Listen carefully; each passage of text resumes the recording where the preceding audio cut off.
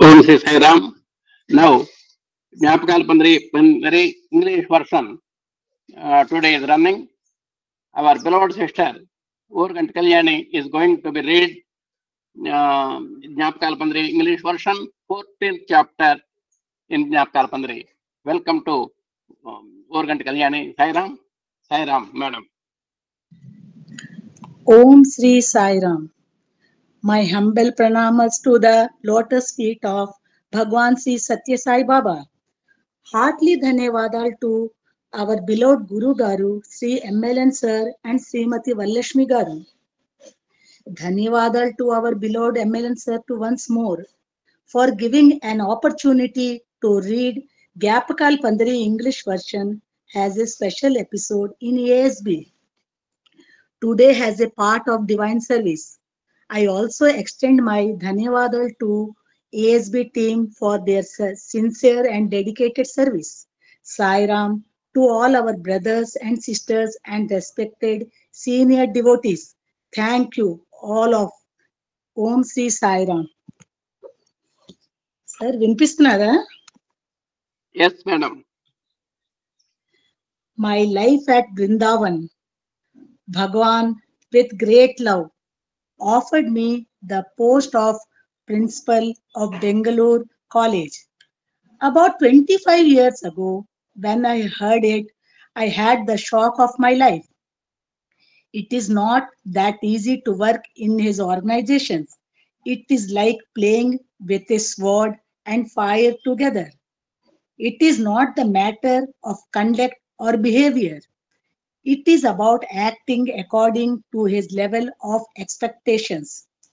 Added to my presumptions, I am acquainted with very great people who spent about 15 years of their lives in Swami's presence and proximity, but yet have difficulty to pursue with divinity.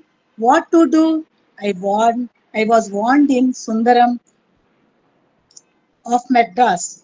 For a moment, I thought Swami wanted to see my reaction to his proposal, but Swami's will was as strong as that of a diamond.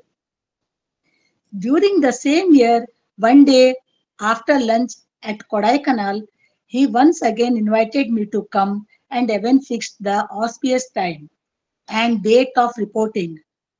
It was evident that nothing takes place according to our wish. As a matter of fact, circumstances at home were not so favorable. There were there were three old people at home, mother-in-law, father-in-law, and my mother. Children were studying in college.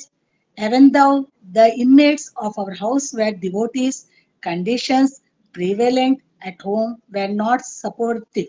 Swami has ordered, and the faith I had in him did not allow me to think differently. I decided to accept his order respectfully without consulting anybody or taking anyone's consent.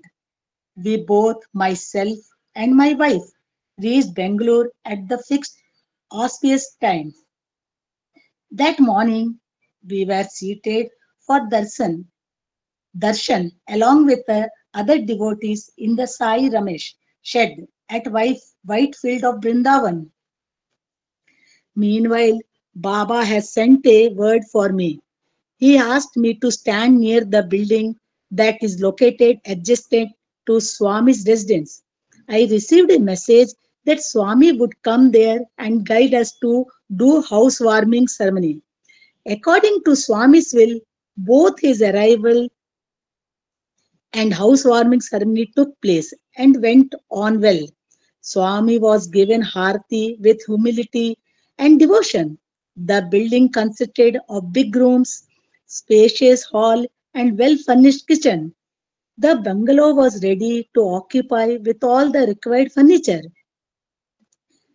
In one of the rooms, Swami was standing in front of a long mirror and was watching his own reflection. The scene was amazing. As soon he observed me, he said, Anil Kumar, there is a mirror here. I am there. My reflection is there in the mirror. Three things are present: me, mirror, and my reflection. When the mirror is removed, I am there alone. Mirror is nature. As a result, I appearing as reflection. God is visualized as a living being in nature. The person appearing as God and human is one and the same.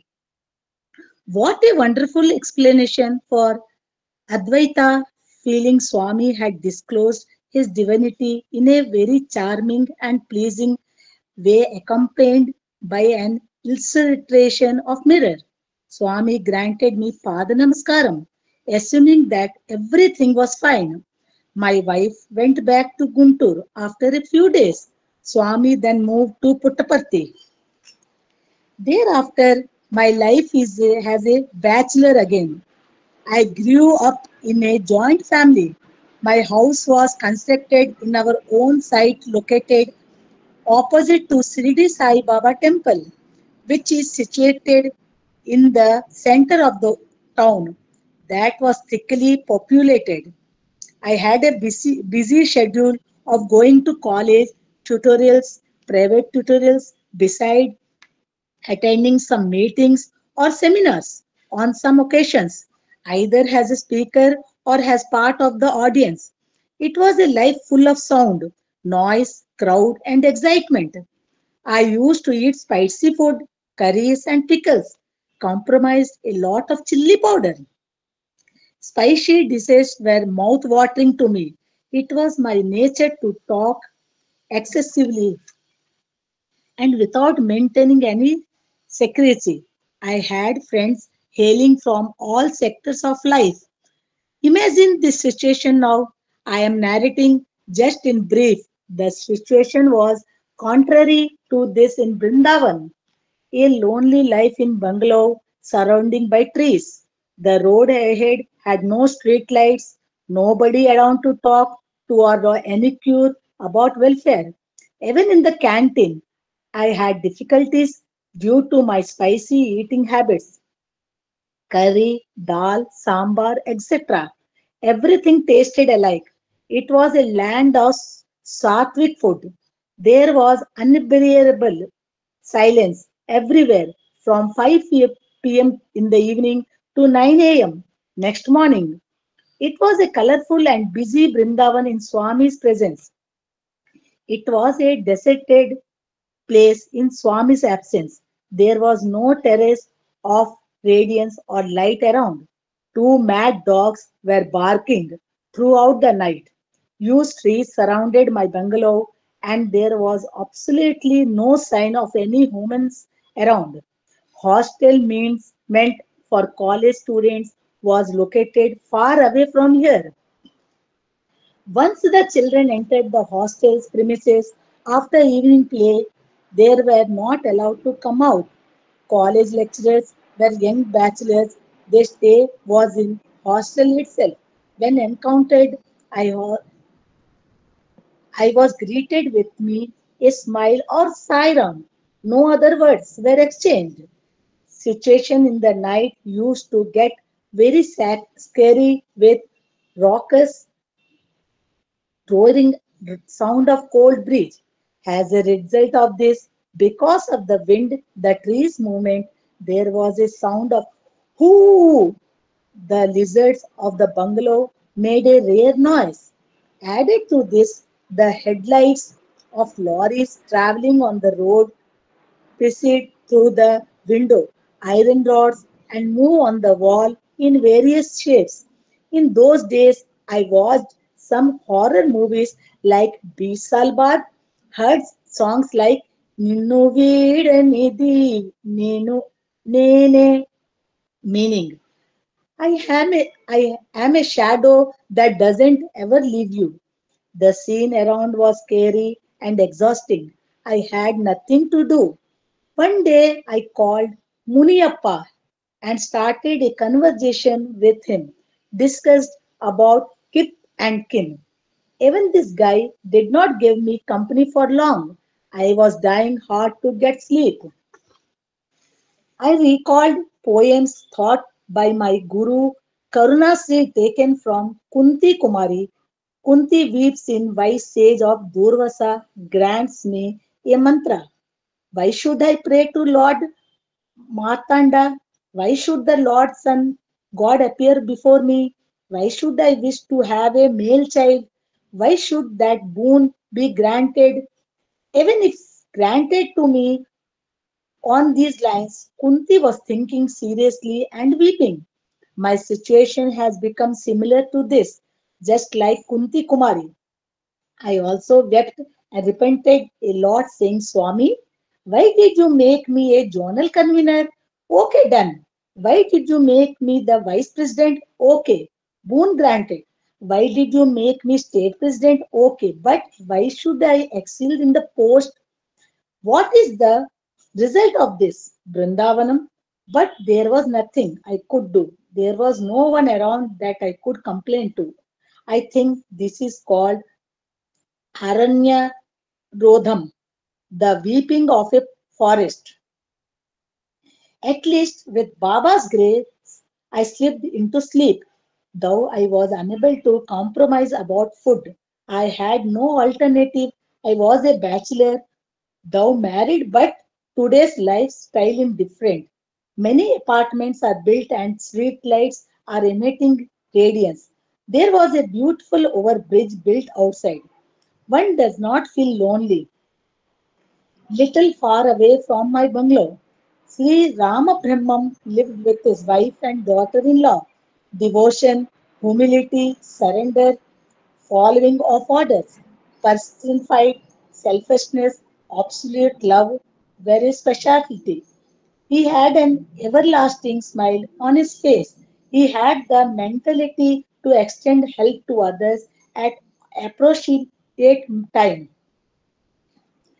He submitted the representations of devotees respectfully to Swami, Swami cheerful and got his grace. He had broad-mindedness to bring devotees close to Swami. He was described as a man of great personality with common and he incomparable. It can be said that in those days Ramam Brahmam was the only man of his generation who lived with feeling of complete surrender to Swami. Extraordinary, excellent and impossible. He can be compared to Lord Hanuman in all aspects. In the beginning, he used to come every day to our building and used to greet me and converse with me. He gave me advice, courage, and consolation when he were needed. His guidelines become Ekadasa Sutralu, principles of Baba in my life. His principle helped me to progress my journey in Baba's institutions for 25 years. If not for his help, I would have left this place long ago. Ramam Brahmam, your wise voice is heard loudly. Why, as soon as Swami said this, he left her at her native place. He was such a great devotee. Later, Swami had to request him to bring her back. If any disciplinary action had to be taken to anyone, just like Lakshmana, who executed orders of Rama and that of Sugriva, he carried out orders with great accuracy. He was such a great Seva Dakshalu. He introduced me to some important guidelines regarding our behavior in Swami's proximity. Babu, my son, don't ever forget that Swami is God at any cost. One should follow his commands immediately, care for other concerns only afterwards. When Swami admonishes everybody, just maintain silence. You have to extremely cautious in the course of conversation. One word may be spoken more or less. You have to be very alert while conversing with him, while you are the under impression that everything is going as well. Swami points out your mistake or fault immediately. Remember today that the credit is not mine. It's all His grace and kindness. This all subject you to Swami's grace. If you do this with the feeling that you are the door, you are present in me and do all things through me. I am only your tool. You shall be appreciated by Swami and win His grace. If you are humble in your feelings and your actions, don't ever utter or a word of self boasting. He knows every thought and feeling of others, and He is omnipresent. If you accept your mistake, you shall forgive you. If you bluff or justify yourself, you are born for punishment.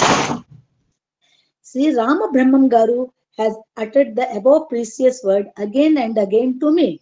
The Swami doesn't get any time. He pretends to be angry only in order to correct us. Everything is love. Baba does not know terms like anger, revenge.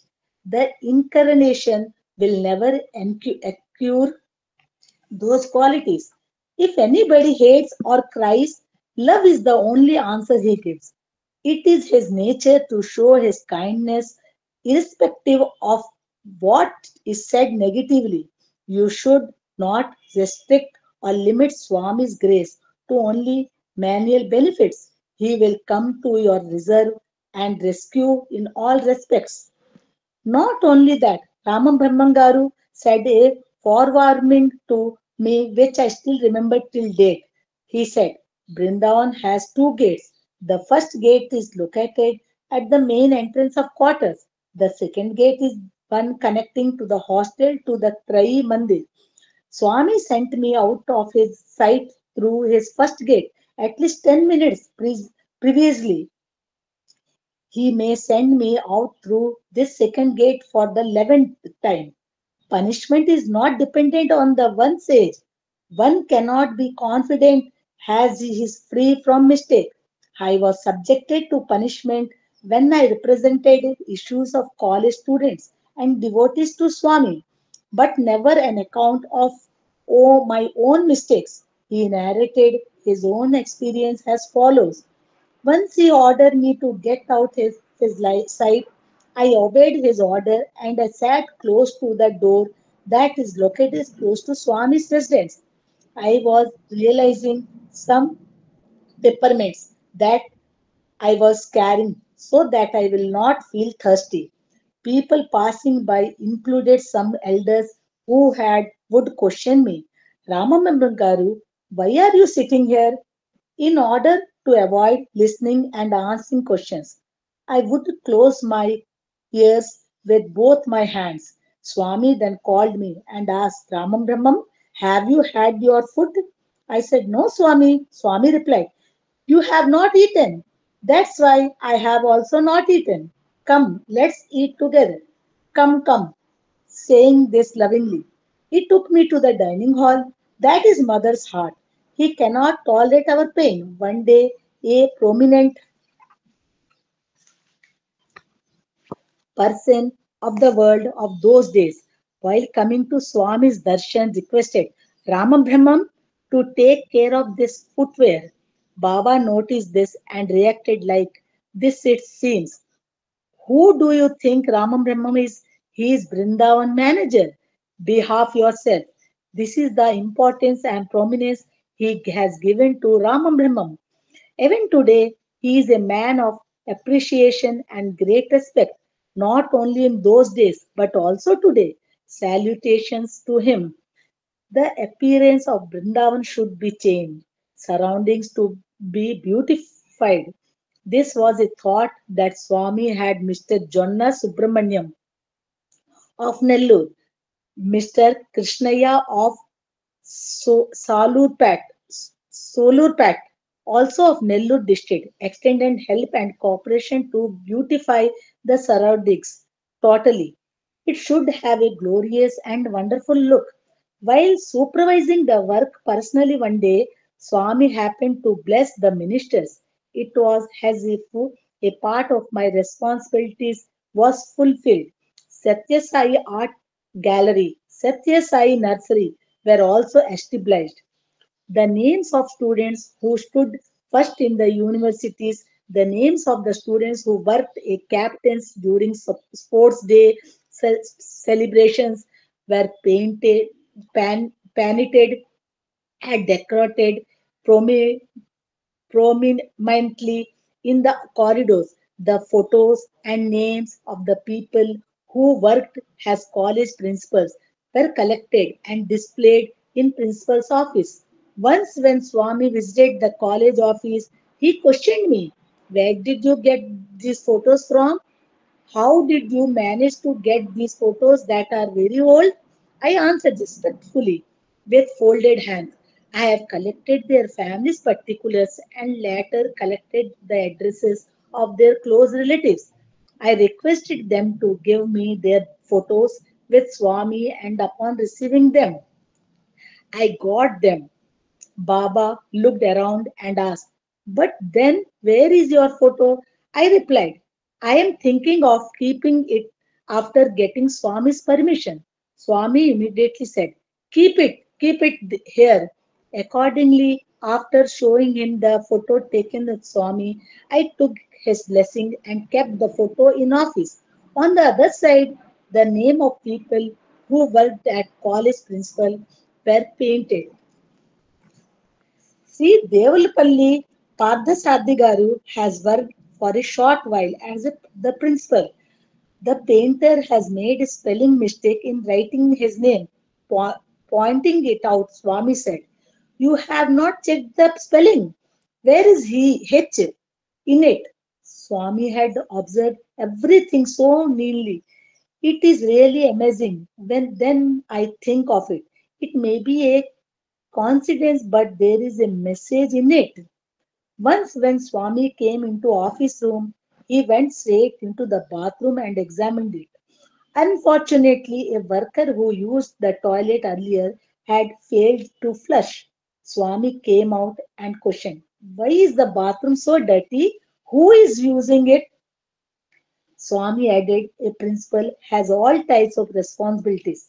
You are only expected to take care of everything." Swami used to forgive the mistakes of heads of various departments during their first year tenure of their service, sincere, since it was new to them.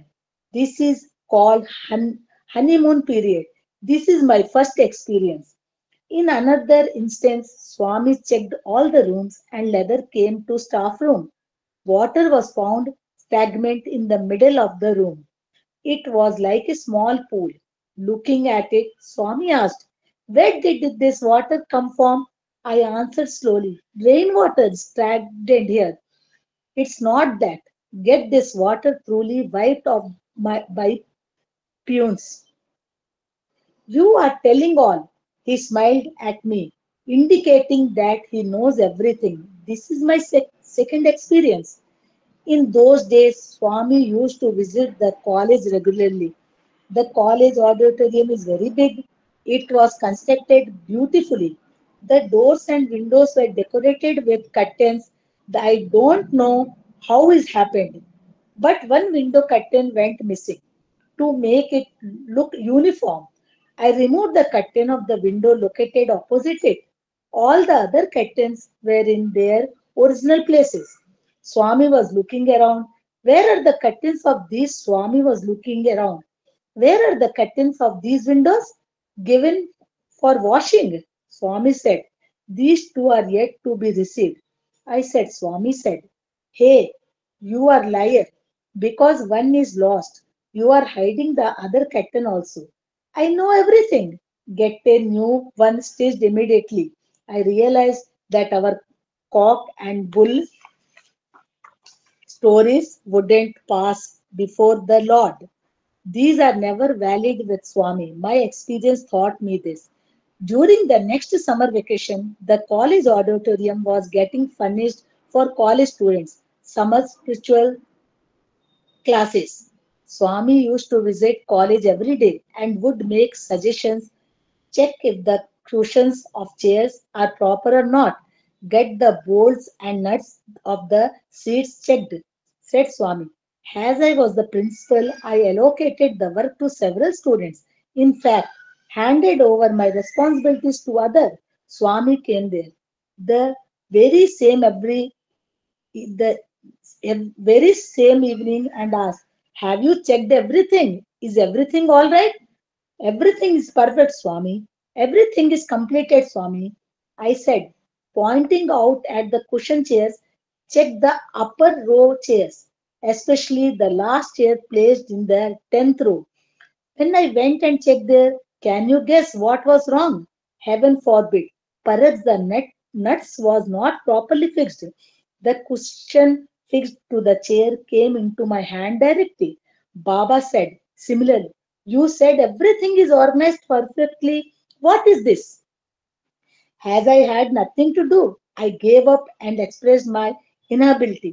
I gathered a little strength and said, "Swami, all seats are okay. We checked everything."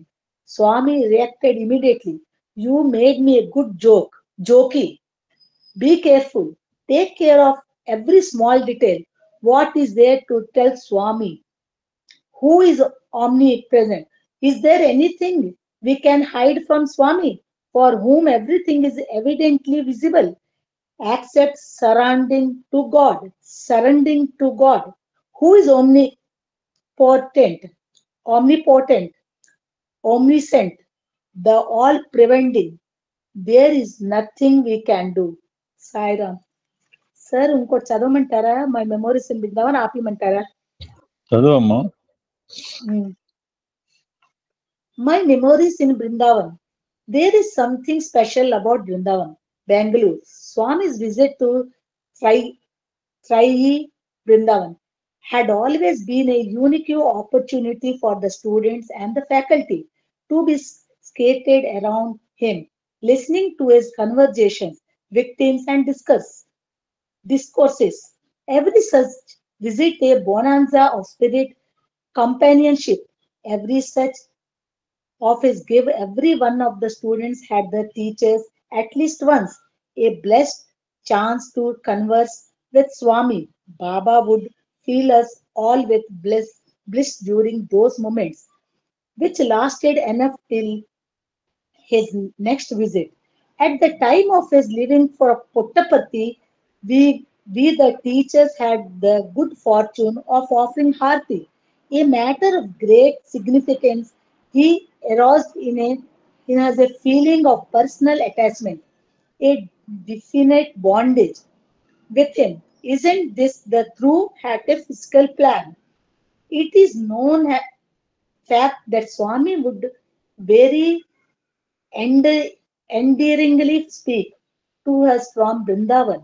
When we go to Puttaparthi on festival occasions as Guru Purnima, Dasara, or birthday celebrations in Prashanti Nilayam, he would make kind and personal enquiries of us from Vrindavan as to when we reached Patti or at what time we left Vrindavan. After all, a mother longs more for her son living away from her than the one near her. A month after I assumed office as the principal, Swami came to Vrindavan and a meeting was held attended by all including some guests. Baba began conversing with me.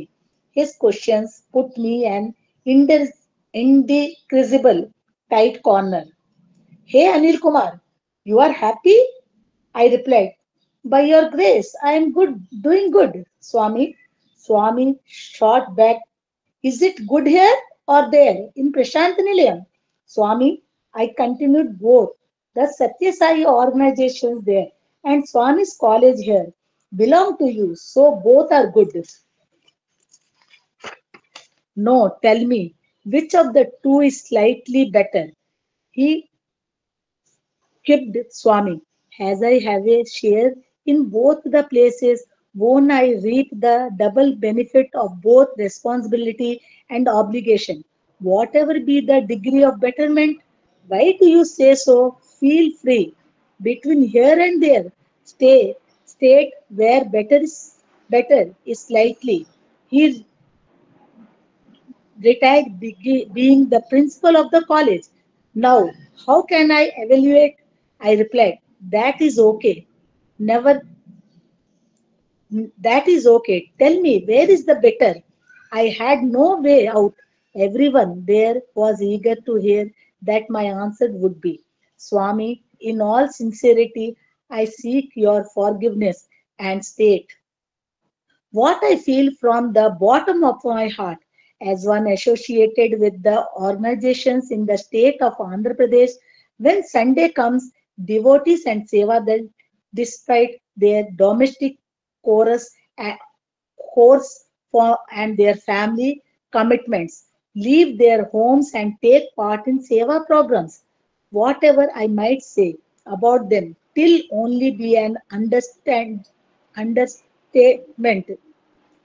Sadhana centers and Sevadal camps are organized in distant places. In both the Godavari districts, Sevadal attend the service programs in batches as per a time schedule. For days on end, they serve against all odds, like no availability of through fares, power, food, and other basic necessities.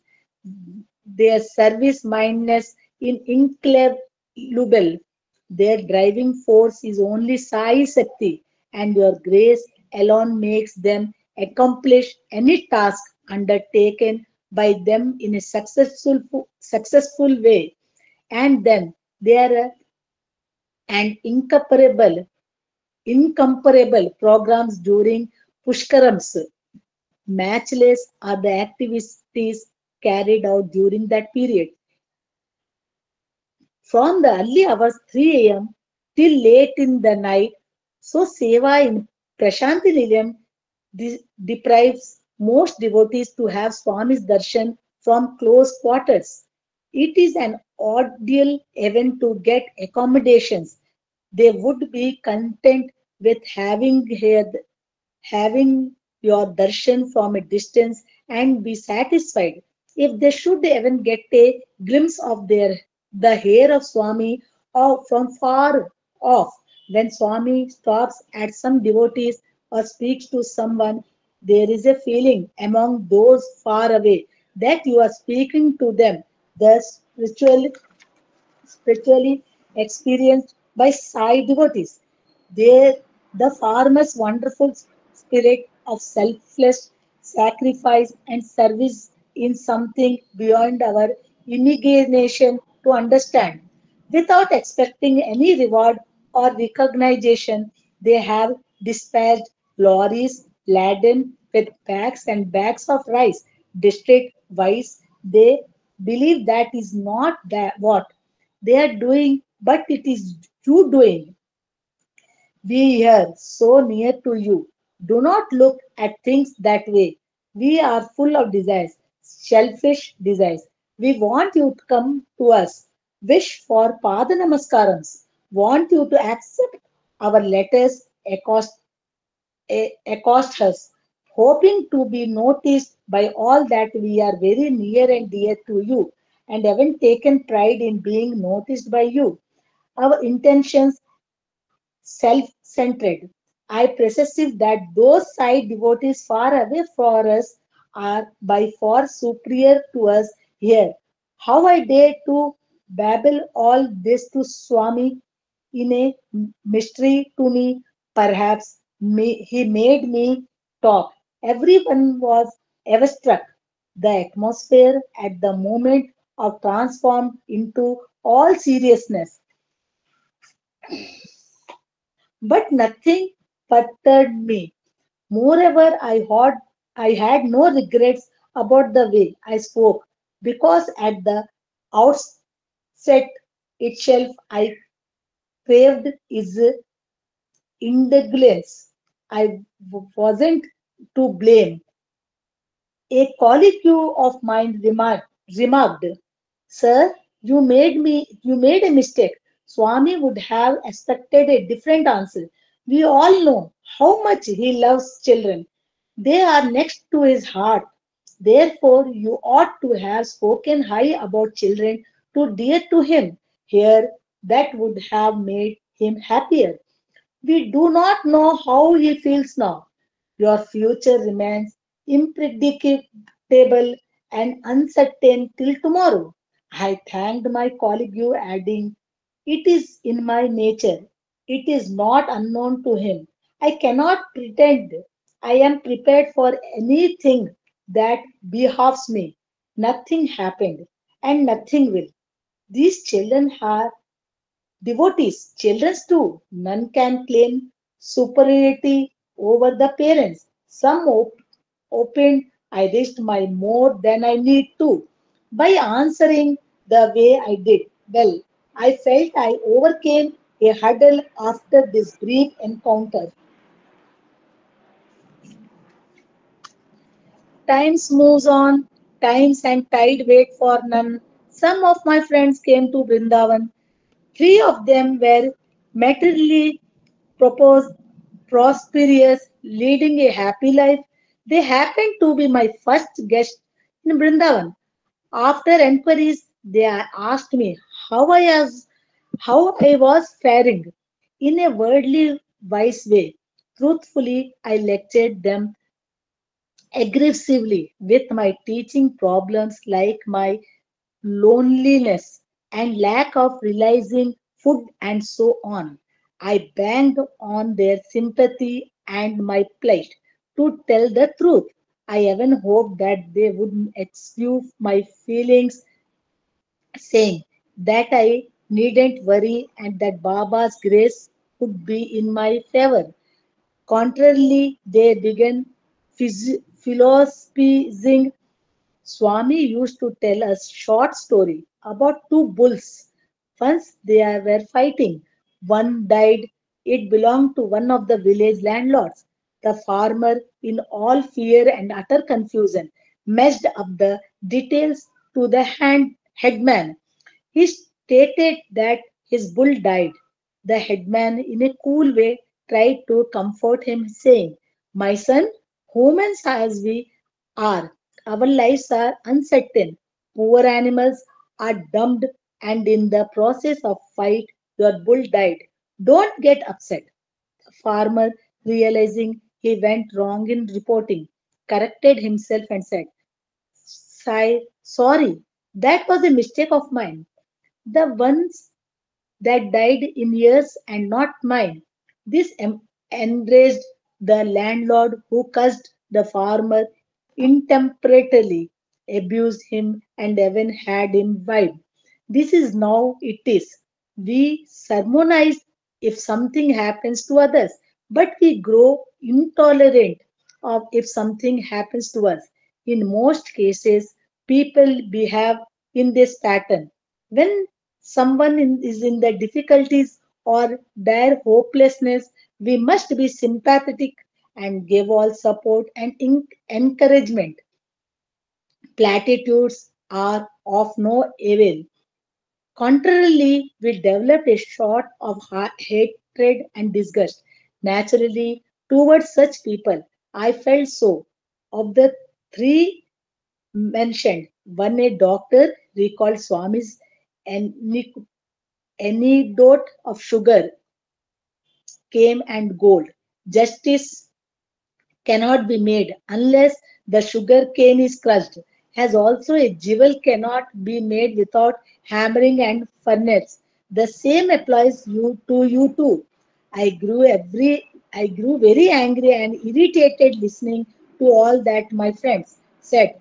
The jewel looks fine, but not without gold going through hammer and furnace. Juice too is fine, but the order of sugarcane being crushed remains. If you were to be in my shoes, then you will be understand. Unable to contain myself, I bawled out of at my friends and retorted, "You too can be transformed into a jewel and become juice too. It is easier said than done." I'm unable to hold my anger and discontent. For 25 years or more, I spoke about the miracles of Swami at several places. But the greatest of miracle is that I should had to all you say.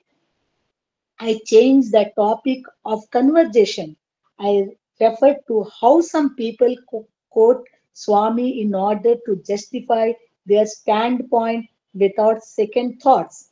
Every month, my wife used to make a trip to Bengaluru from Guntur in the backdrop of the two establishments of mine. This went on for a little more than a year. I was the only one in our family lacking culinary talents. I could make only instant coffee. In order to make a simple meal all by myself, my wife scribbled a few point wise guidelines on the reverse of a calendar. Wash the cooker. Whistle, wash the cooker, pour it in a measure of rice, and so on before her leaving for Guntur. The following morning, the following morning was my maiden practical in cooking. I heard that Swami was to leave for Patti at 9:30 in the morning.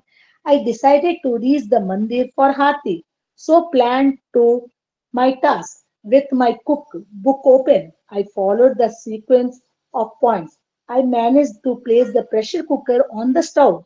After fastening the nozzle as per another point, I am to visit for 15 minutes for a whistle, followed by three more signaling to me switch off the stove. Time ticked, yet no audio of whistles. Pangs and hunger aggravated my anger. I sped to Mandir for Harti. All were waiting for Harti. Swami came down the stairs, walked to me, asked me, Anil Kumar, is cooking over? I was nonplussed. I became the center of attraction. Cooking is impossible for me. Swami at an hour and a half passed, yet no sound of whistles. In all hilarity, Swami observed, how can whistles be heard? You haven't poured any water in the cooker and you haven't made note of that point. This made me hang my head in utter shame. Soon, he remarked, what can you acquire at this age? What can you learn? Have food in the canteen that would do. There used to be a volunteer Sanjeev in the mandir. Swami called him and said, get the bottle from the kitchen and give it to Anil Kumar. Do you know what the bottle is? Lemon pickle. It is for you. Have it. Whenever I recall this episode of how Swami came to know about travels of cooking or remarked about how he did not pour water in the cooker, it amuses me into a fit of laughter. After all, I am insignificant, yet Sai Mata's compassion for me is unforgettable. I never thought that this would remain a dream. One evening, as the divine conversations were going on, Swami, for reasons unknown to me, said, Anil Kumar, you have ego. Swami, I having ego? Why should you have at this age? And what for? I asked. Age has nothing to do with having ego, said Swami. Perhaps it was Swami forewarning about my future as a sort of wa- weatherman. Okay. Forecast. Sir, నా ఏం చెప్పినా sir? ఈ పేరా అయిపోయింది, ఇంకెంత ఉంది? ఈ topic తో ఆపేసాయి. Sir ఇంకా 4 pages ఉన్నాయి సార్. వద్దు, కాదు, ఇంకోసారి ఎప్పుడు చదువు కానీ. Okay, thank you. Okay sir. Okay okay okay. One evening, as the divine conversations were going on, Swami, for reasons unknown to me, said, Anil Kumar, you have a ego. Swami, I having ego. Why would I have at this age? And what for? I asked. Age has nothing to do with having ego, said Swami. Perhaps okay, it ఆపేసాయి was ఇక. Swami. ఇక్కడ ఆపేస్తున్నాను sir. For పెద్ద warning topic, about అది my పెద్ద future. Topic. Has a short of weatherman. Forecast of the prospect of heavy showers to come. With the grace it hasn't set it as a now, and the chances in future look remote. Sairam. స్వామి ఏదైనా తప్పులు ఉంటే నేను క్షమించండి Sairam sir.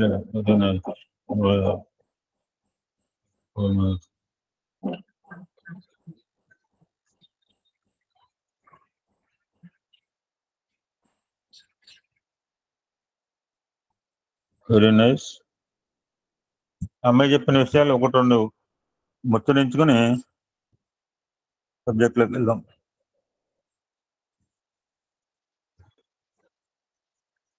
చివరిలో ఏం చెప్పిందంటే, అనిల్ కుమార్ నీకు అభిమానం ఎక్కువ అంటే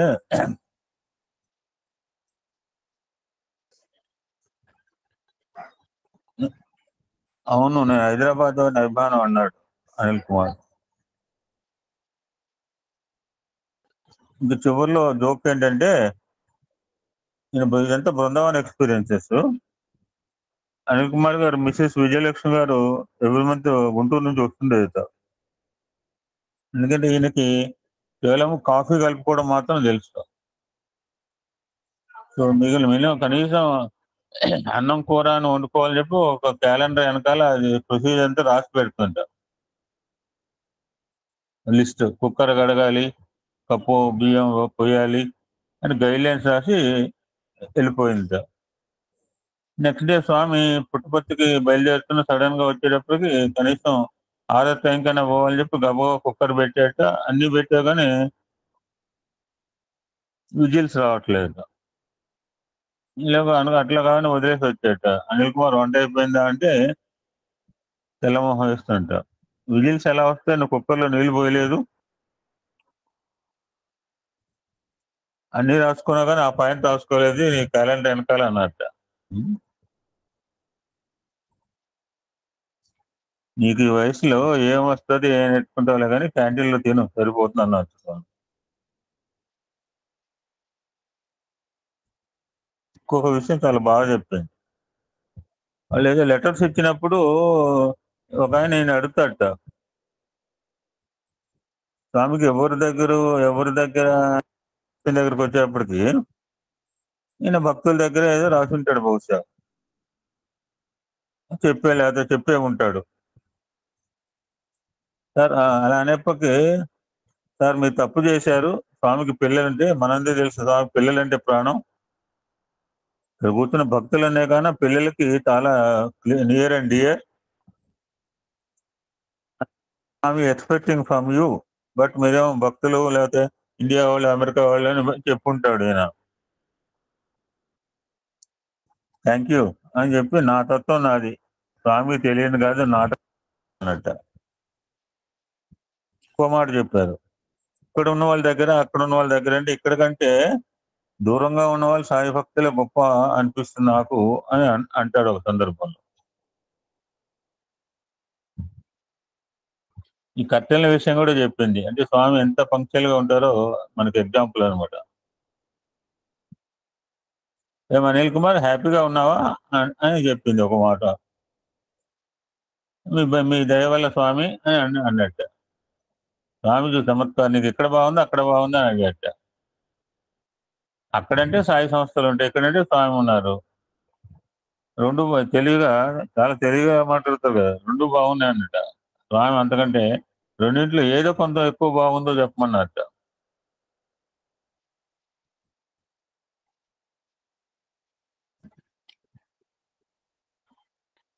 ఏమేమి స్వామి, అక్కడ మీరు స్వామి ఇక్కడ మీరు స్వామి అంటే స్వామి ఊరుకోలే, అట్లాగంటావేంటి చెప్పు పర్వాలేదు, ఏది ఎక్కువగా బాగుందో కొంచెం అన్నట్ట.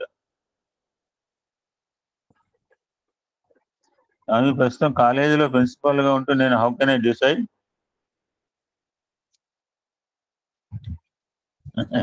తప్పించుకో ప్రయత్నం చేశాడు కానీ మనం తప్పించుకోలేకపోయాడు. చాలా విషయాలు చెప్పింది.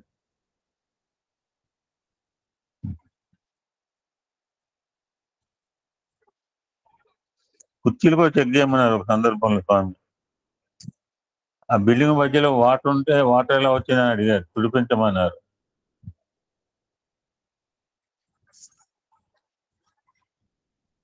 Principal have lot of responsibilities. Principal అంటే కాలేజ్ మొత్తానికి ప్రిన్సిపాల్, అంతేగాని వరండాకు ప్రిన్సిపాల్ గదులకు ప్రిన్సిపాల్ ఉండరు, అన్ని నువ్వు చూసుకోవాలి స్వామి హెచ్చరించాట. ఇంకో సందర్భంలో ఇంకో బాగా చెప్పింది. ఒక సందర్భంలో స్వామి తినలేదట. నువ్వు తినలేదు, నేను కూడా భోజనం చేయలేదు, రారా అంటూ డైనింగ్ టేబుల్లోకి తీసుకెళ్ళారు. అంటే ఎంత అనిల్ కుమార్ గారు అంటే స్వామి ఎంత దగ్గరో చాలా బాగా చెప్పాము. Very nice. These are some of the things అండి. Thank you, sir. బాగానే సింపుల్ ఇంగ్లీష్, కొంచెం ఆయన ఇంగ్లీష్ బాగా మాట్లాడతారు. బాగానే అంటే తెలుగు అంటే మనకి ఈజీగా ఉంటుంది, కానీ ఇంగ్లీష్ కొంచెం కాంప్లికేటెడ్ ఉంది సబ్జెక్ట్. తెలుగులో ఒక పదం చెబితే ఇంగ్లీష్లో పేరా రాయాల్సి వస్తుంది. ఓకే, ఈరోజు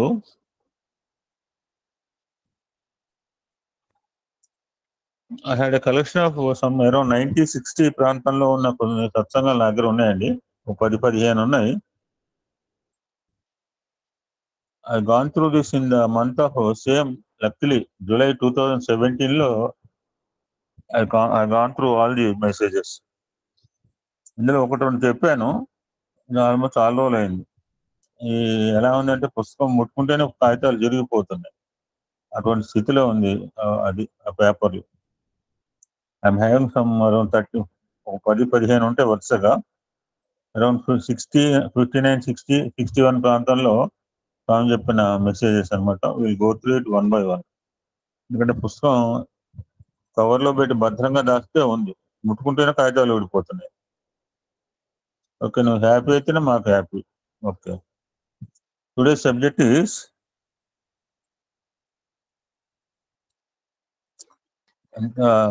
ఓల్డ్ బుక్ అనమాట. ఎట్లా వచ్చిందో నాకు తెలియదు, పేపర్లు, నాట్ బుక్.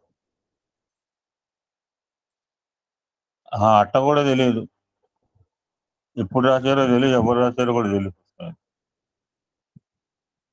ఓకే, స్వామి ఇప్పుడు చెప్పే అంశం ఏంటంటే, మన లైట్ మా ఇంట్లో ఇప్పుడు నేను కూర్చొని ఫ్యాన్ వేసుకుని అగరబత్తి వెలిగించాలంటే ఏం చేస్తావు? ఫ్యాన్ తీసేస్తాం ముందు. అగరబత్తి వెలిగించాలంటే ఫ్యాన్ ఉంటే ఎట్లా నడుస్తుంది? సో కిటికీలు మూసి దీపం నిలపండి అని టాపిక్.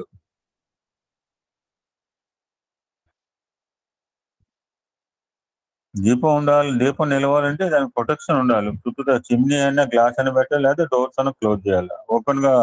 ఓపెన్ గాలిలో పెట్టి నిలబడి దేవుడా అంటే ఏం చేయలేదు. So have to look after. So this is the message done by Bhagwan on one Mukkoti Ekadashi.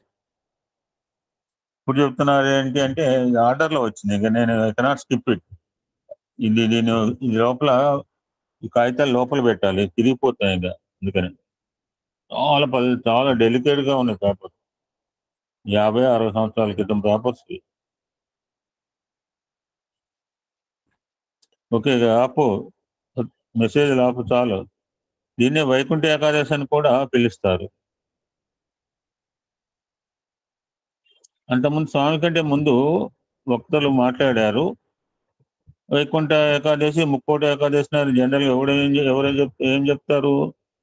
ఆ సాగర మథనం గురించి భాగవతంలో వర్ణించిన క్షీరసాగరము, కూర్మావతారము, మందర పర్వతము, వాసుకి, ఆ సముద్రం నుంచి అనేక వస్తువులు పైకి రావటము, చిట్ట చివరికి అమృతము ఆవిర్భవించడం.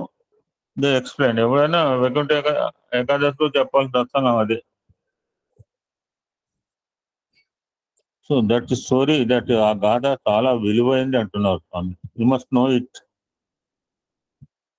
ఎందుకంటే మీరు మీ హృదయ సాగరాలను మధించాల, అప్పుడే then only amrita will come అంటున్నారు. సో ఈ విషయాన్ని గుర్తు చేసే సంకేతంగానే సాగర మద గాథను మనం అండర్స్టాండ్ చేసుకోవాలి. అంతేగాని అక్కడ ఏదో పర్వతం తిప్పారు అమృతం వచ్చింది కాదు. It's a daily process in our heart. విషం వస్తే అమృతం 2 రకాలుగా క్రియేట్ అవుతాయి మన హృదయంలో. విషపు జ్వాలలు వస్తాయి, అక్కడ విషం రావటం కాదు. మన దగ్గర కూడా పెద్ద విషపు లేక్సే ఉన్నాయి. కేవలము సత్వగుణ పరిపూర్ణమైన హృదయము క్షీరసాగరం.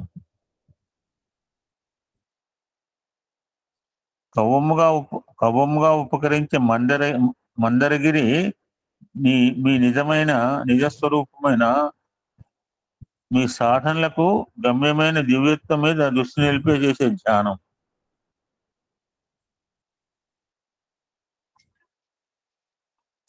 కవ్వపు త్రాడుగా చేసిన వాసుకి అనే విషసర్పం హృదయాన్ని చిలికే సమయంలో విషజ్వాలను వెలువరించే ఇంద్రియ సమూహం. పడగ వైపు పట్టుకున్న అసురులు కూడా ఆ విషాన్ని చూసి బెదిరిపోయారు. అంటే ఇక్కడ ఏంటంటే అసురులు ఎవరు, రాక్షసులు దేవతలు ఎవరంటే సత్సంకల్పాలు, దుష్ట ప్రేరణలు చెరొక వైపున తాడు పట్టుకొని చిలుకుతున్నాయి. కోరుకున్న ఫలితం కోసం ఎదురు చూస్తున్నాయి. అమృత ప్రాప్తి కోసం మనసారా ప్రయత్నిస్తున్నారని గ్రహించినప్పుడు పరమాత్ముడే కూర్మావతారం ధరించి కారుణ్యంతో ఆదుకోగలడు. కూర్మం మాదిరిగా నిశ్శబ్దంగా దైవ కృప వచ్చి మీ మనసును నిరాకాటంగా నడిపించి మీ ఆధ్యాత్మిక సాధనలన్నిటికీ చెదరని పునాదిగా నిలబడగలదు. కొంచెం సబ్జెక్ట్ టఫ్గా రాశారు. అంటే ఆ రోజుల్లో మరి మెసేజ్ ఎట్లా ఉండేవో స్వామి. మనసును చిలికితే ఎన్నో వస్తువులు పైకి వస్తాయి, కానీ వివేకవంతులు అమృతం కోసం వేచి ఉండరు. ఎగసి రాగానే చేజిక్కించుకుంటారు. సో దట్స్ వై ఒక ఆత్మ విద్యా రహస్యాన్ని ఒక కథా స్వరూపంలో వివరించారు అని అంటున్నారు స్వామి.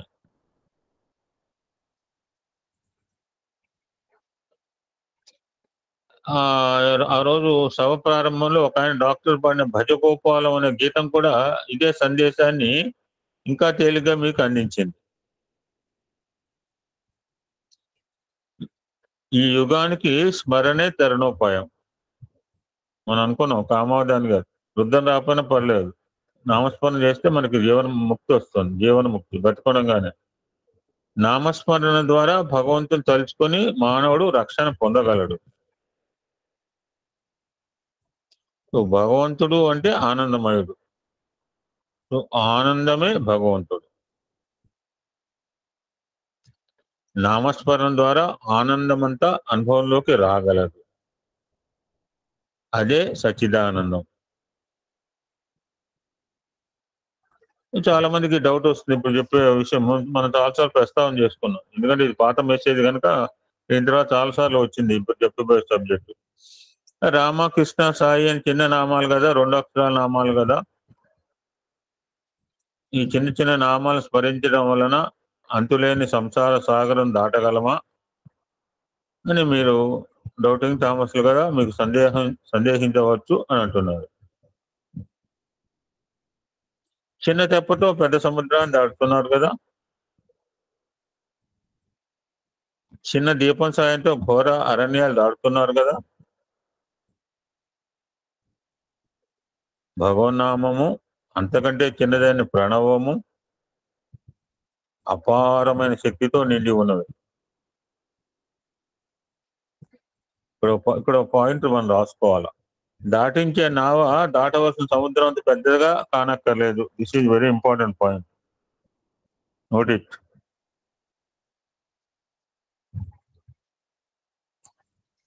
దాటించే నావ దాటవలసిన సముద్రం అంత పెద్దది కానక్కర్లేదు.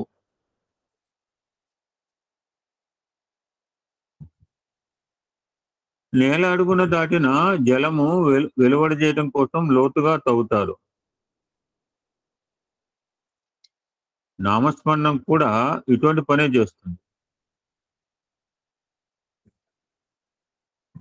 ఉలితో చెక్కి శిలలో దాగి ఉన్న దేవతా ప్రతిమను మేలుకొల్పటం వంటిదే నామస్మరణ.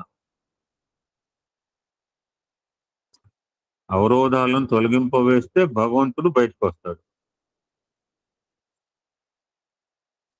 ఫర్ ఎగ్జాంపుల్, ప్రహ్లాదుడు తండ్రిని స్తంభం పగలగొట్టమని కోరినప్పుడు అందులో ఉన్న దివ్యమూర్తి వెలువడి వచ్చాడు. చిలికి చిలికి పాలలో దాగిన వెన్నను బయటికి తీయాల. ఈ అనుభవాన్ని తల్లులు తమ కుమార్తెలకు అలవరుస్తున్నారు. ఆధ్యాత్మిక రంగంలో యోగుల నుంచి మీరు ఈ అనుభవాన్ని అలవర్చుకోగలరు.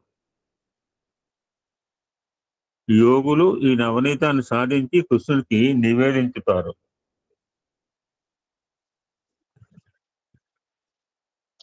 అటువంటి యోగులను నేడు పలువురు హేళన చేస్తూ నిరసిస్తున్నారు.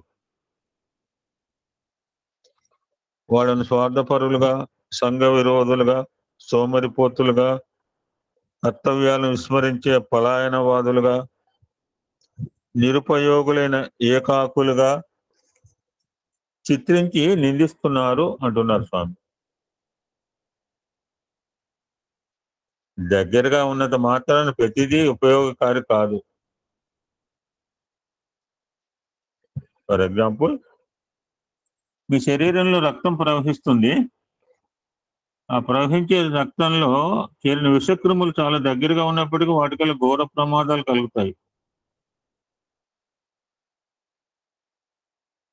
ఒకే కుటుంబానికి చెందిన వారి మధ్య అసూయ అనుమానాలు చెలరేగుతున్నాయి. ఫర్ ఎగ్జాంపుల్ చెప్పండి.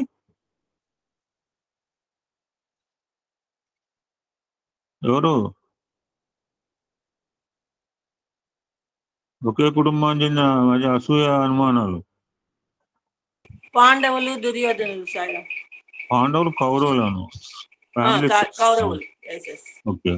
అన్నదమ్ములు అక్కచెల్లెలు కలహాలను న్యాయస్థానాల దాకా లాగి న్యాయవాదులు జేబులు నింపుతున్నారు.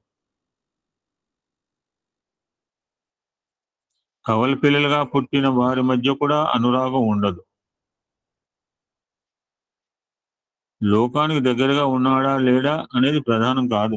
ఇందాకే అన్నారు, ఆయన చుట్టూతో ఉన్న వాళ్ళకంటే దూరంగా ఉన్న వాళ్ళంటే స్వామికి చాలా ఇష్టం. They are very near and although they are far, they are very near. Far nears అంటే అది ఫార్ నియర్.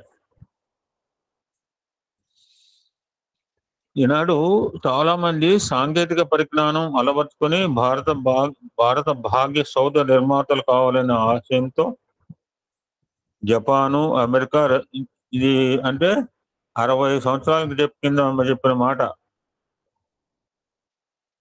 65 సంవత్సరాల క్రితం చెప్పిన మాట స్వామి చూడండి. ఆ రోజుల్లోనే పరిగెత్తేవాళ్ళమాట. భారత భాగ్య సౌధ నిర్మాతలు కావాలనే ఆశయంతో జపాను, అమెరికా, రష్యాల వంటి దూరదేశాలకు పోతున్నారు. అదేవిధంగా యోగులు ఏకాంత ప్రదేశాలకు వెళ్లి జ్ఞాన మార్గం చూపగల గురువులను అన్వేషించేవారు.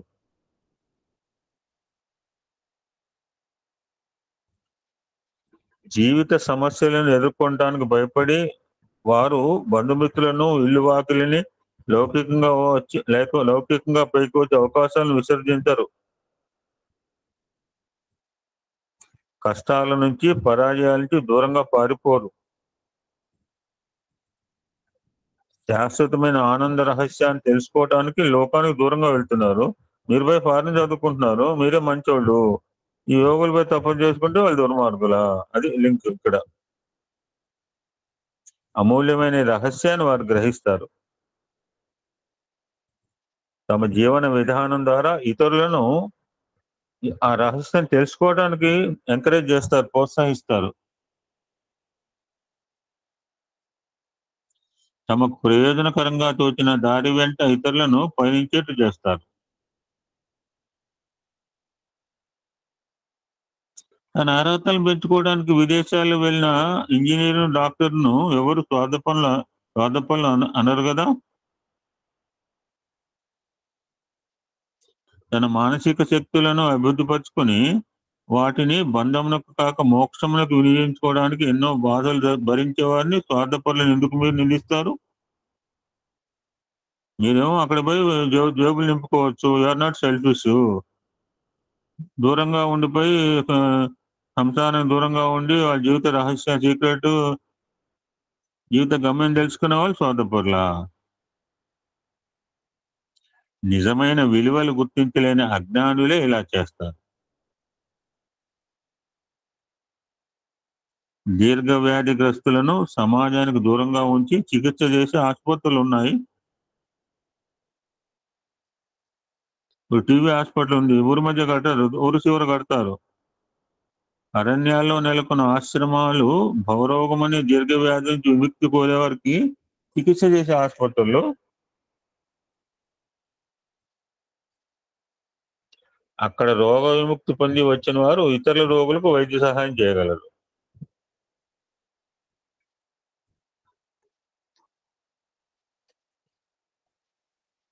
సాగర మదనంలో అమృతం ఆవిర్భవించగా దేవతలందరికీ పంచిపెట్టిన శుభదనం వైకుంఠ ఏకాదశి లేక ముప్పదే ఈ రోజు.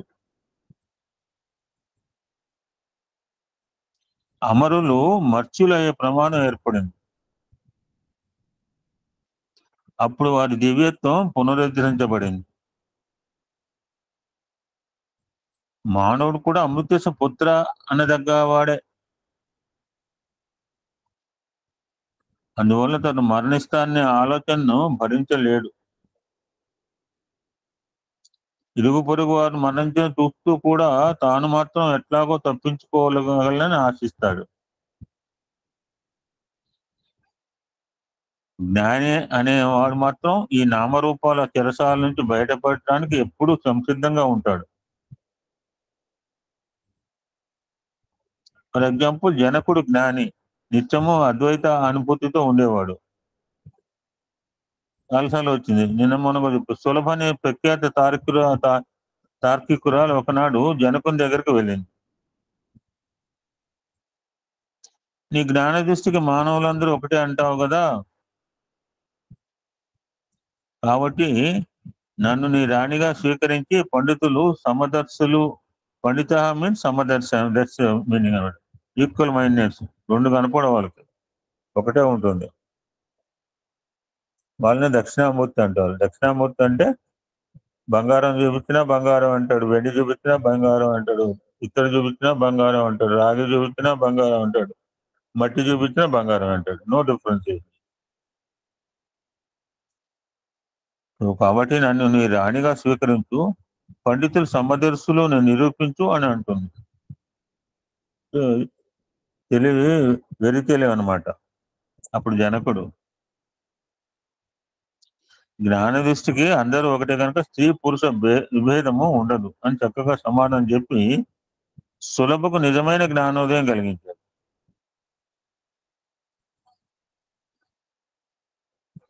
ఇక్కడ ఒక బ్యూటిఫుల్ చెప్తున్నారు, నేను సృష్టించి ఇచ్చే అమృతం ఆస్వాదించినంత మాత్రాన మీకు అమృతత్వం సిద్ధించదు. స్వామి ఆ రోజుల్లో చిత్రావతి తీసుకెళ్లి అమృతాన్ని క్రియేట్ చేసి అందరి చేతిలో పోసేవాళ్ళు. ఈ పండుగ రోజు చిన్నప్పుడు అలా చేశారు స్వామి, చాలా ఈ వైకుంఠ ఏకాదశి. అదే చెప్తున్నారు, నేను సృష్టించి ఇచ్చే అమృతం ఆస్వాదించినంత మాత్రాన మీకు అమృతత్వం సిద్ధించదు. పుట్టిన ప్రతివాడు గిట్టక తప్పదు, కట్టిన ప్రతి ఇల్లు కూలిపోక తప్పదు.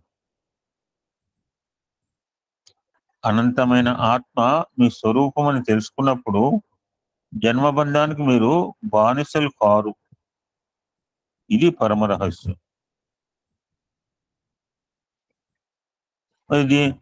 కానీ దీన్ని గ్రహించడం ఎలాగూ? బుద్ధికి పదును పెట్టి హృదయం నుంచి వచ్చే కోరికలను పవిత్రం చేయగల సుదీర్ఘమైన సాధనకు ఫలితమే ఈ పరమ రహస్య పరిగ్రహం. దీర్ఘకాలం జపం చేసినప్పటికీ, కఠోరమైన దీక్షలు పాటించినప్పటికీ, సద్గుణ సంపద లేకపోతే అన్ని వ్యర్థమే. కూరలు మంచి కావచ్చు,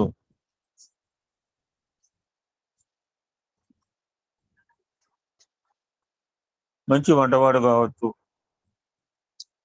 వండే ఇత్తడి పాత్రకు కళాయి లేకపోతే సాంబార్ చిలుము కాదు, కాబడితే ఎక్కి సాంబార్ కిలుము ఎక్కి విషమైపోతుంది. మనం చిలుము అంటుంటారు, చావుస్తొచ్చి. కాబట్టి మీ హృదయ పాత్రను సత్య ధర్మ శాంతి ప్రేమలతో కళాయి వేయించండి. అప్పుడు జపము, ధ్యానము, యాత్ర, పూజారి పదార్థాలని తయారు చేయడానికి యోగ్యమవుతుంది. హృదయ పవిత్రత లేకుండా నేను జపం చేశానండి, 1446 ఓం శ్రీ సాయిరాం రాశానండి, వారానికి 15,000 గాయత్రి మంత్రం, అసలు ప్యూరిటీ లేకుండా ఇన్ని తీర్థయాత్రలు చేశానండి, మానవుల ప్రవృత్తులను స్వభావమును సంస్కరించటం దుష్కరము. సాధనా విధానాలు బోధించే గ్రంథములన్నీ పఠించవచ్చు,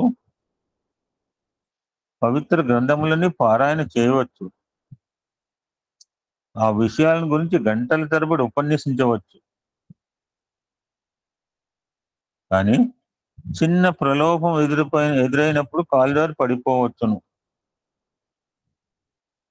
రుద్రంలో చాలాసార్లు చెప్పారు, నేల పసుపు రంగుతో ఎండిపోయినట్లు వేసవిలో కనపడినప్పటికీ తొలకరి చినుకులు రాగానే అంతవరకు అడుగున పడిన విత్తనాలు వేళ్ళు ఒక్కసారిగా మొలకెత్తి ఆకుపచ్చని దుప్పటితో నేలను కప్పివేస్తాయి. జస్ట్ లైక్ దట్, ఈ దుష్ట ప్రవృత్తులని తొలగిపోయి ఎండిన నేలలాగా పవిత్రంగా కనిపిన హృదయమే ప్రలోభం కలిగిన వెంటనే శుద్ర వాంఛన మొలకలతో నిండిపోతుంది. ఒక ఉదాహరణ చెప్తారు. ఒక సన్యాసి తన కులగోత్రాలు ఊరు పేర్లు ఎవరు చెప్పకుండా సంచారం చేస్తూ ఉండేవాట. ఒక తెలివిగల ఇల్లాలు అతని బండారం బయటపెట్టింది. మంచిగా కడుపు నిండా భోజనం పెట్టింది. కడుపు నిండా తింటే కంటి నిండా నిద్ర వస్తుంది అన్నమాట. కడుపు నిండా భోజనం పెట్టి ఆ సన్యాసి గురకబెట్టి నిద్రపోయే సమయాన అరికాల మీద ఎర్రగా కాల్చిన అట్టకాడితో వాత పెట్టింది. ఏమన్నాడు ఎవరిని చెప్పండి?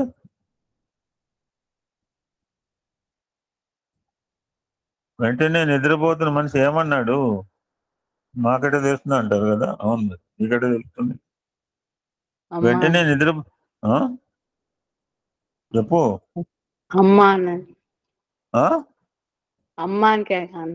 మరి అమ్మ అంటానికి సిగ్గుపడుతున్నావు ఎందుకు? అమ్మ అన్నట్ట. అమ్మ అనలేదు ఇక్కడ, అల్లా అని కేకబెట్టి కళ్ళు తెచ్చాట. అసలు సంగతి దాచిపెట్టడం సాధ్యం కాదు. అమ్మ అంటే బాగానే ఉంది, అల్లా అన్నట్టు. కానీ అసలు సంగతి ఏమిటనేది ప్రశ్న. తల్లి ఒడిలో కూర్చుని నేర్చుకున్న భాషను బట్టి, ఊరు పేరుని బట్టి, మత విశ్వాసాలను బట్టి అసలు తత్వం నిర్ణయించరాదు. మీరు బ్రహ్మస్వరూపులు అనేది అసలు రహస్యం. అంతరాంతరంలో మీకు మీ శాశ్వత లక్షణం గురించి తెలియబట్టి మేము ఇప్పుడు ఉన్నాము, ఎప్పుడు ఉంటాము అనే నమ్మకం ఏర్పడుతుంది. ఇస్ కాల్ సత్. ఇప్పుడున్నాం, ఎప్పుడు ఉంటాం. బికాజ్ ఆత్మతత్వం ఉంది. It's a permanent one. పోవటం రావటం ఉండదు ఆత్మకి. దట్స్ కాల్ సత్. ఇది జీవులందరిలో ఉన్నది. అందరిలో సత్ ఉంది. జ్ఞానాన్ని విస్తరించుకుని అభివృద్ధికి చేసుకోవాలని తప్పన అందరిలో ఉంది. అందరూ ఉండి పరిగెత్తుకొస్తున్నారు. మీ అందరూ ఎందుకు పరిగెత్తుకొస్తున్నారు? ఈ కాన్సెప్ట్ తో వస్తున్నారు. జ్ఞానాన్ని విస్తరించుకోవాలి, అభివృద్ధి చేసుకోవాలి తపంతో నేను వస్తున్నా, మీరు వస్తున్నారు, అన్ని పనులు పక్కన పెట్టి. ఇది చిత్. మీరు ఆనందం కోసం వెతుకుతున్నారు. మానవులందరూ ఆనందాన్వేషణ చేస్తున్నారు. ఇది ఆనంద స్వభావము. ప్రతి తావులోనూ ప్రతి వస్తువులోనూ తనకు సన్నిహిత సంబంధమైన ఆనందం కోసం అన్వేషణ చేస్తున్నారు. అందుకే ఎక్కడ దొరుకుతున్న ఆనందం వెతుకుతున్నాం. యాక్చువల్గా ఆనందం బయట దొరికేది కాదు మనకు తెలుసు. అందుకే తత్వం అనే రెండింటినీ సత్ చిత్ ఆనందంల బంధం ఏకం చేస్తుంది అంటున్నారు. తత్ అండ్ త్వం అండ్ సత్ చిత్ బోత్ ఆర్ ఈక్వల్. అన్ని వస్తువులకు మనుగడ ఉంది. దీన్ని ఏమంటారు? మనుగడ ఉండేదాన్ని అస్థి అంటారు. అస్థి అంటేనే సత్. జ్ఞానాన్ని అభివృద్ధి పరుచుకొని అభివ్యక్తం చేసుకోవాలని చిత్ అనే పదానికి అర్థం. దీనివల్ల ఆనందం కలుగుతుంది కాబట్టి ప్రియం అనే పదం. సచ్చిత్ ఆనంద శబ్దం అన్నా, అస్థి భాతి ప్రియం అన్నా బోత్ ఆర్ ఈక్వల్, సమన్వయం. సచ్చిత్ ఆనందం వేరు కాదండి, అస్థి భాతి ప్రియం కాదు. సచ్చిత్ ఆనందం మన దగ్గర ఉంది, అస్థి భాతి ప్రియం కూడా మన దగ్గర ఉంది. Both are inter related. పర్యాయ పదాలు కూడా చెప్పుకోవచ్చు. ఈ రహస్యం తెలుసుకుని అధికారంగా చేసుకొని బుద్ధిని నడిపించగల మనిషే జ్ఞాని. లేకపోతే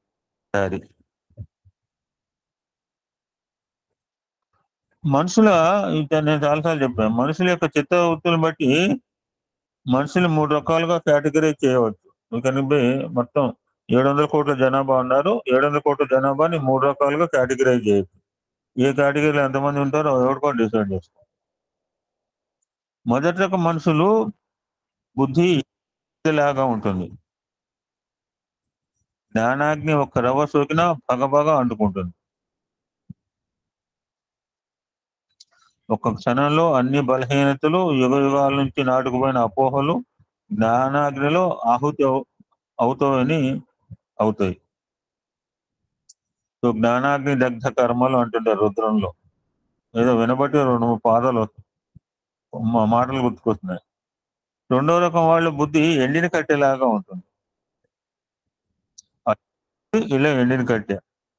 ఎండిన కట్టెకి కొంచెం సేపు ప్రయత్నిస్తే కానీ నిప్పు అంటుకోదు. మూడో రకం వాళ్ళ బుద్ధి పచ్చికొయ్య వంటిది. జ్ఞానాగ్ని సోకినప్పటికీ రగులు కొనకుండా ఉండటానికి ప్రయత్నిస్తుంది. పొగొస్తుంది, మనం ప్రయత్నం చేస్తాం, కళ్ళు మంటపోతే ఎర్రలు వస్తే చాలా వదిలేసిపోతాం. ఇది అందరికీ జరిగింది. మేము కట్టెల పొయ్యిలో మేము అన్నం వండుకున్న వాళ్ళమే. మీరు కూడా వండుకున్న వాళ్ళు ఉండొచ్చు ఇక్కడ. పొట్టు పొయ్యి, కట్టెల పొయ్యి, బొగ్గు పొయ్యి. మేము సింగరేణిలో బంద్ చేస్తాం, బొగ్గు కూడా పెట్టేవాళ్ళు మా దగ్గర. తర్వాత సిలిండర్లు వచ్చినాయి మాకు. పశువుల మందలు ఎండమావులను చూసి దప్పిక తీర్చుకోవాలని పరుగులు తీస్తాయి. అటువంటి భ్రాంతికి మీరు గురి కారాదు. మీ వద్ద వివేక వైరాగ్యాలు సంపదలు ఉన్నాయి. ప్రమాదకరములైన వ్యాసంగములేవో తెలుసుకోవాలి, వాటికి దూరంగా తొలగిపోవాలి. ఎండమావులు వెంబడి పడుతున్న వాళ్ళ దుస్థితి ఎటువంటిదో కాసేపు స్థిమితంగా కూర్చొని ఆలోచన చేయండి. వాళ్ళు సుఖపడుతున్నారా? ఆపదలను, వైభవాలను సమచిత్తంతో స్వీకరించగల మనోబలం వారికి ఉన్నదా? ఈశ్వర హస్తం నిర్మించిన విశ్వంలోని అండము, సత్యము, వైభవము వారు లేశమైనా తెలుసుకోగలుగుతున్నారా? ఈ విశ్వమునకు కేంద్ర స్థానంలో ఉన్నామనే సత్యాన్ని దర్శించగలుగుతున్నారా?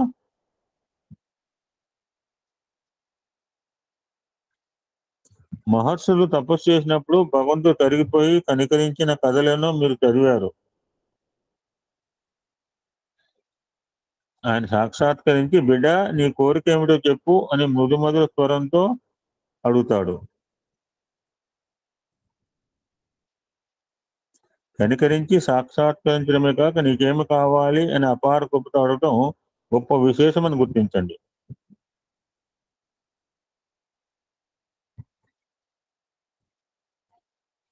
అంతరింద్రియముల సాయంతో కృషి చేసి పరమాత్మని మీ ఎదుట నిలుపుకోగలిగిన వేళ మీరు కోరుతున్నది ఏమిటో బాహ్యేంద్రియములతో ప్రకటించుకోవాలని పరమాత్మని ఉద్దేశం. సాధారణ అంతరింద్రియాలతో చేస్తాం, కోరుకోమంది బాహ్యేంద్రియం ద్వారా ప్రకటించమని చెప్తున్నాడు. దట్స్ ఇన్నర్ మోటో అది పరమాత్మ. నీకేం కావాలి, నీకేం కావాలి, నీకేం కావాలి ఇస్తాను, నాకేం వద్దన్నాడు అనిల్ కుమార్. అది మోక్షం కూడా వద్దన్నాడు. ఇది భగవంతుని చిద్విలాసం. తన సంకల్పానుగుణంగా సమాధానం వచ్చేట్లుగా ఒక్కొక్కసారి ఆయన చేస్తూ ఉంటాడు. నిర్దయను కోరుకుందామని తెలిసిన డాష్ ఎవరండి? నిర్దయను కోరుకుందామని తెలిసిన డాష్ కుంభకర్ణుడు అండి. ఓ, ఏం చేశారు అక్కడ? నిద్ర అని అడగబోయి నిర్దయ అని అడగబోయి నిద్ర కోడాడు. అక్కడ సరస్వతీదేవి తిప్పిందని చెప్పారు ఒక సందర్భంలో. ఇక్కడేమో నిర్దయను కోరుకుందామని తెలిసిన కుంభకర్ణుడి నోటి వెంట నిద్ర కావాలని అడిగేట్టు చేశాడు భగవంతుడు అన్నాడు. ఇక్కడ సరే, భగవంతుడు సరస్వతి ఒకటే కదా, మనకు కొట్లాడలేదు. నాలుగు మందమయ్యే అని చెప్తుంటారు కథలు, అంటే రకరకాలు. చూసే దశ కనిపించే దుశ్శములకు లొంగిపోరాదు. విముక్తి పొందటానికి ఇదే మార్గం. ఇంద్రియమైన వస్తు ప్రపంచంతో సంబంధం ఏర్పడటం మూలంగా వాంఛలు, మమకారాలు బయలుదేరుతాయి. వీటి వల్లనే ఆనందము, విషాదము కలుగుతాయి. వాటిని పోగొట్టుకుంటామేమో అని భయము, పరాజయం పొందే దుఃఖము. ఒకదాని చూడండి ఎలా ఉంటుందో, ఒకదాంతో మొదలైతే లంపటాలు, చైన్ ఆఫ్ యాక్షన్స్, ఒకదాంతో అదొకటి.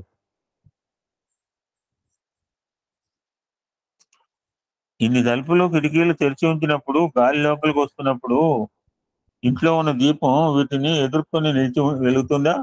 అసలు టైటిల్కి ఇక్కడ ఇప్పుడు వచ్చారు స్వామి అంతా చెప్పి.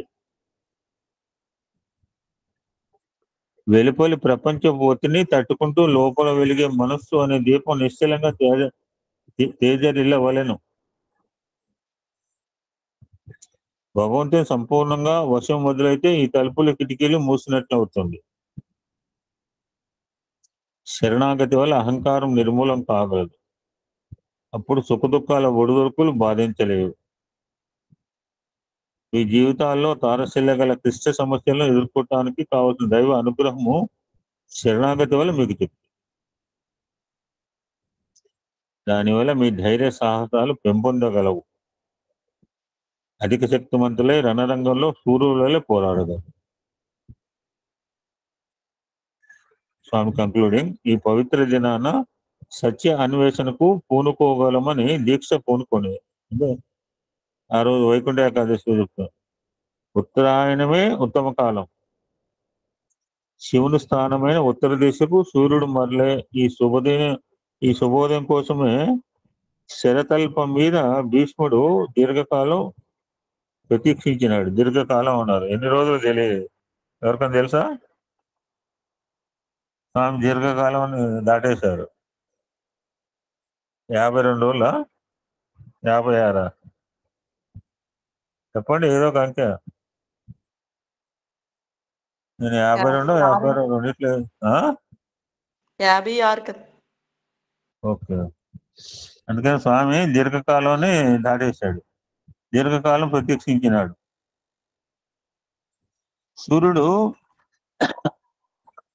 సూర్యుడు మానవుని చక్షువులను శాసించగల అధిష్టాన దైవం. దీనికంటే ముందు సూర్యుడు చక్షులకైతే ఇంకంత ముందు ఒకటి చెప్పుకుంటావాలి, ఎగ్జాంపుల్ చెప్పాలి. రెండు సైమల్టేనియస్ చెప్పాలి. Dash before dash, not after dash. Before 2 డాష్లు దీనికంటే ముందు. సూర్యుడి కంటే ముందండి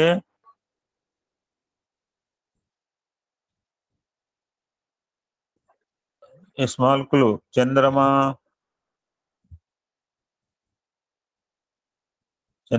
మానసోజ, అది చంద్రమా మానసోజాత సూర్యోచ.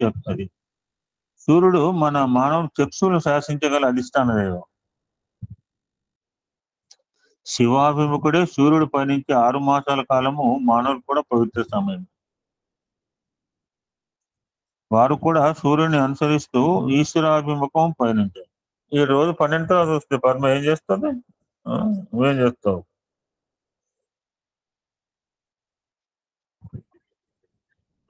తూర్పుగోదావరి జిల్లా చెందిన, ఇక్కడ బ్యూటిఫుల్ ఎగ్జాంపుల్ చెబుతున్నారు.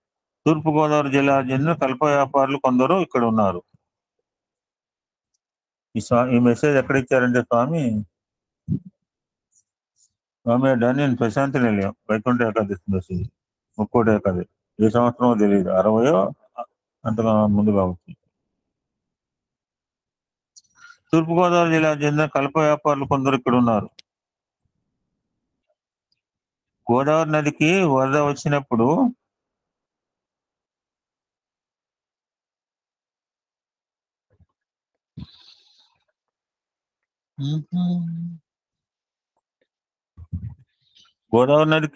వచ్చినప్పుడు పెద్ద దూరాలు కొట్టుకొస్తాయి. అవి వెలువలో చాలా దూరం తేలి వచ్చిన తర్వాత రాజమండ్రి వంటి ప్రదేశాల్లో వాటిని ఒడుగు చేర్చుతారు. రైలు మార్గాల్లో ఉపయోగించే కొయ్యలను హిమాలయ పర్వత ప్రాంతాల అడవుల్లో నరికి గంగానది ప్రవాహంలో పడవేసి హరిద్వారం వద్ద అసంఖ్యాకంగా తేలివచ్చే కొయ్యలను ఒడుగు చేస్తారట. This is the process. దొంగలు పెడతారు చూసారా, ఇప్పుడంటే కట్టె బదులు సిమెంట్ వచ్చినాయి. పూర్వకాలంలో కట్టె పెట్టేవాళ్ళు, గుర్తుంది కదా సార్, రైల్ ట్రాక్ కింద. ఇప్పుడంటే సిమెంట్ దొంగలు వచ్చినాయి. ఫిష్ ప్లేట్ అండి.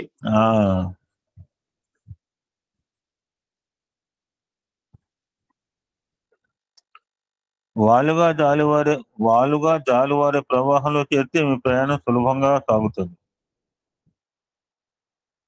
అలాగే చక్షుర అధిష్టానం దైవమైన సూర్యుడు ఉత్తరాభిముఖుడైన సమయంలో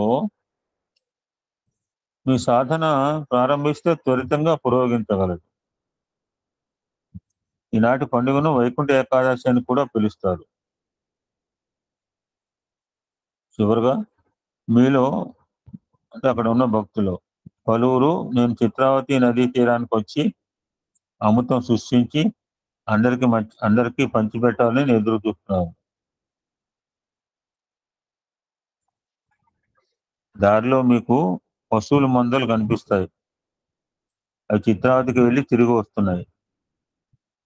కానీ మీరు మనసులో భద్రంగా దాచుకోదగిన వచనామృతం సేవించారు. విన్నది ఆచరణలో పెట్టాలి. ఇదే అసలైన దివ్యామృతం. దాని విలువను గుర్తించండి. దాన్ని వ్యర్థం చేయడానికి కొనుక్కోకండి.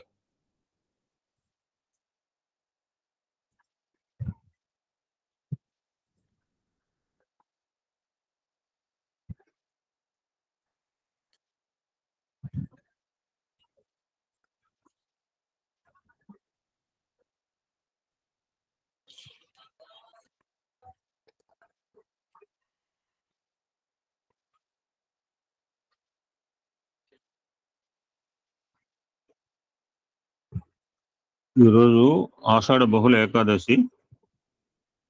This is called Kamika Ekadashi.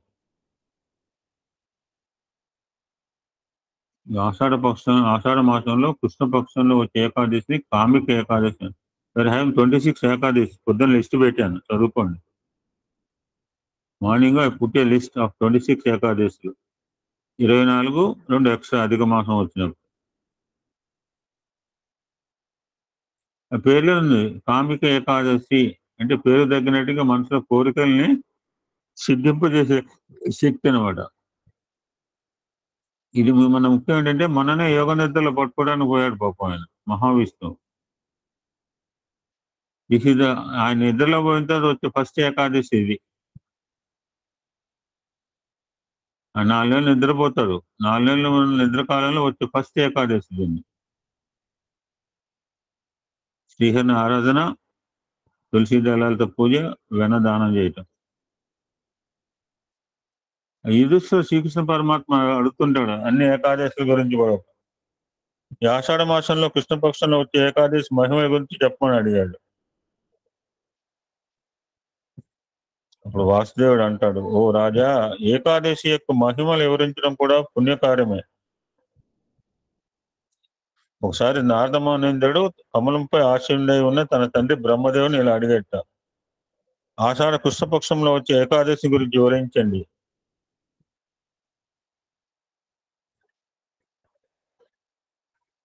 అప్పుడు బ్రహ్మ అని చెప్తాడనమాట, మై డియర్ లవింగ్ సన్, మానవాళి యొక్క సంక్షేమం కోసం నువ్వు అడిగిన ప్రశ్నలు భగవద్గీత అర్జునుడికి మాత్రమే కాదు, సమస్త మానవాళికి అనమాట. ఈ ఆషాఢ కృష్ణపక్షంలో వచ్చే ఏకాదశి కామిక ఏకాదశి అంటారు. ఎవరైతే ఏకాదశి గురించి విన్నంతే చాలు వారికి అశ్వమేధ యాగ ఫలం చేసిన ఫలితం లభిస్తుంది. శంఖము, చక్రము, గదాధరుడు, తామర పాదములు కలిగి ఉన్నవాడు, శ్రీధరుడు, హరి, విష్ణు, మాధవుడు మరియు మధుసూదనుడు అనే పేరుతో పిలువబడేవాడిని శ్రీ మహావిష్ణువుని ఈ రోజు తలుచుకుంటే ఆరాధన చేస్తే సరిపోతుంది. ఈ రోజు కనుక శ్రీహరిని ఆరాధిస్తే వచ్చే పుణ్యఫలం కాశీలో గంగ స్నానం కన్నా హిమాలయాల్లో ఉండే కేదార్నాథ్ దర్శనం కన్నా, సూర్యగ్రహణ సమయంలో కురుక్షేత్రంలో ఆచరించే స్నానం కన్నా, సమస్త భూమండలాన్ని దానం చేసిన దానికన్నా, గురుగ్రహం సింహరాశిలో ఉన్న పౌర్ణమి రోజు గోదావరిలో పుణ్యస్నానం చేసిన కన్నా ఫలితం వస్తుంది. సో నారాయణ నారాయణ అంటే సరిపోతుంది. మాకు ఇప్పటిదాకా తెలియదు అంటే ఇంకా 12 గంటల టైం ఉంది. ఇప్పటి నుంచి నారాయణ నారాయణ జపం చేయండి. డబ్బులున్న వాళ్ళు పాలిచ్చే గోవును దూడను కూడా గ్రాసంతో సహా దానం చేయవచ్చు.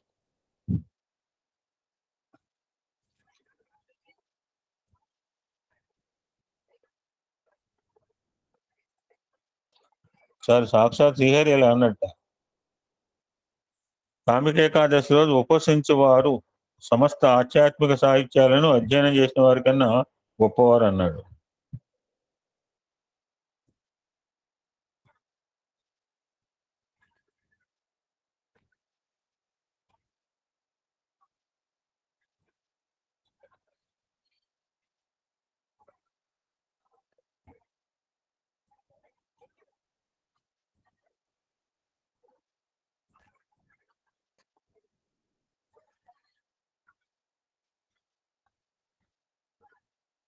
ఇందాక ఇప్పుడు ఉపవాసం అనగానే ఇందాక పెట్టింది అనమాట.